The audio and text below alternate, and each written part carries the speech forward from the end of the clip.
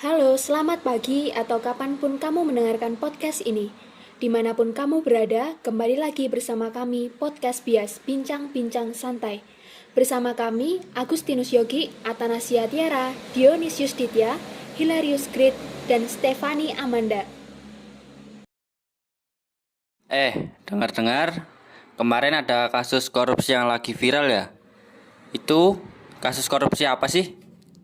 Itu loh, kasus korupsi paket bansos yang dilakukan oleh Pak Juliari Batubara. Paket bansos apa? Paket bansos buat rakyat dong. Indonesia kan lagi kena pandemi seperti ini.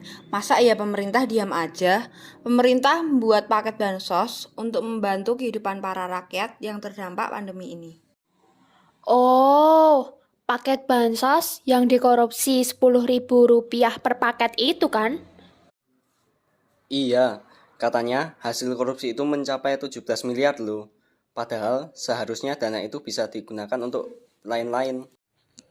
Kok bisa ya Pak Juari ini mengorupsi dana bansos itu? Harusnya dia bisa terkena hukuman mati nih.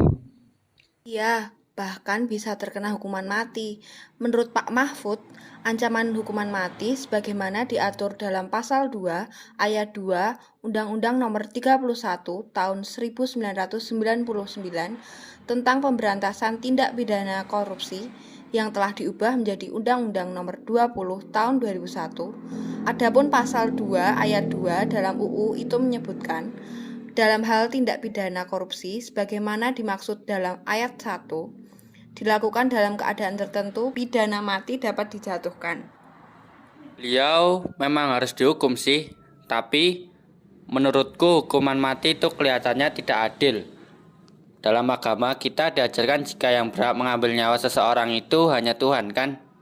Bahkan ada di 10 perintah Allah. Iya, lagi pula hidup adalah hak asasi dari setiap manusia. Kalau begitu, Pak Juliari ini sudah melanggar hak dan kewajiban sebagai warga negara juga. Beliau juga merugikan negara karena melakukan korupsi sebagai kegiatan untuk memperkaya diri sendiri dan merugikan perekonomian negara Indonesia ini. Betul, dia juga membuat rakyat meragukan kebijakan serta tindakan yang dilakukan oleh pemerintah. Ngomong-ngomong nih ya, soal kasus korupsi. Kalian ingat nggak sih soal kasus Pak Gayus Tambunan itu? Ingat, dia kan yang mengkorupsi uang pajak itu kan? Iya, ingat gak?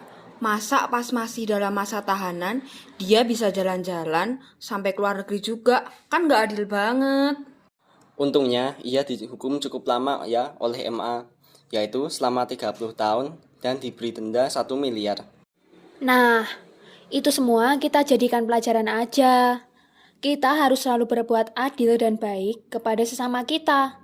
Selain bisa merugikan sesama kita nanti juga akan dirugikan pada akhirnya. Terima kasih telah mendengarkan podcast Bias, Bincang-Bincang Santai. See you in the next podcast.